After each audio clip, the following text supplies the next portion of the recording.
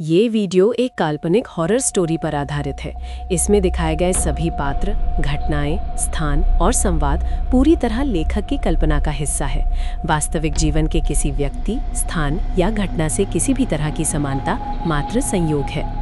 ये कहानी डरावनी और चौंकाने वाली सामग्री है, जिसमें भूत प्रेत या मानसिक रूप से परेशान करने वाले दृश्य हो सकते हैं।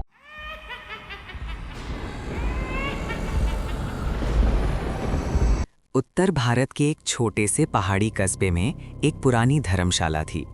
नाम था श्री काल भैरव धर्मशाला। दिन में वहां यात्रियों की भीड़ रहती थी, लेकिन रात होते ही उस जगह को देखकर हर कोई रास्ता बदल लेता था।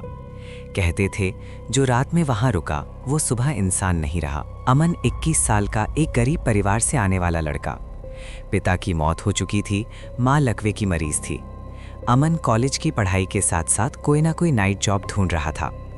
एक दिन बस स्टैंड पर उसे धर्मशाला में नाइट केयरटेकर की नौकरी मिल गई। काम आसान था, रात में गेट बंद रखना, सफाई, सीसीटीवी देखना, और सैलरी अमन के लिए किसी वरदान से कम नहीं थी। पहली रात। धर्मशाला बहुत पुरानी थी। लकड़ी की सीढ़ियाँ, पीली ट्यूबलाइट और दीवारों पर देवी देवताओं की तस्वीरें। लेकिन बेसमेंट का दरवाजा देखकर अमन को अजीब सा लगा।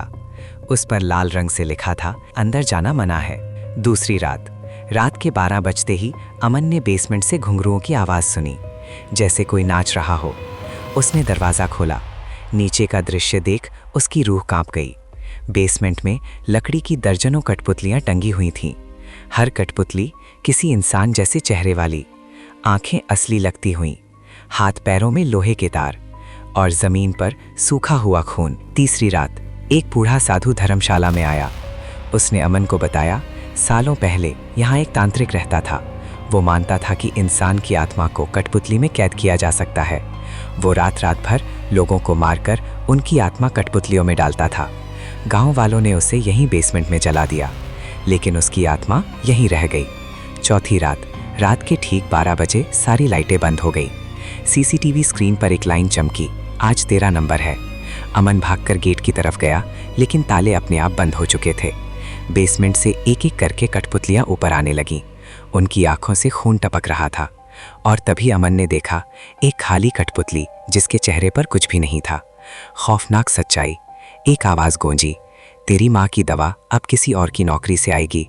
कठपुतलियों के तार अमन के हाथ पैरों में घुस गए। उसकी चीखें पूरी रात धर्मशाला में गूंजती रहीं। सुबह धर्मशाला खुली।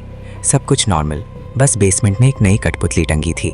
कॉलेज बैग पहने, खुली आंखों वाली अमन की कठपुतली, और उसकी आंखें अब भी मदद मांग रही थीं। आज भी उस कस्बे में कहा जाता है, अगर रात में धर्मशाला से घुंघरुओं की आवाज़ आए तो समझ लेना किसी गरीब का करियर नहीं, जीवन खत्म हो रहा है।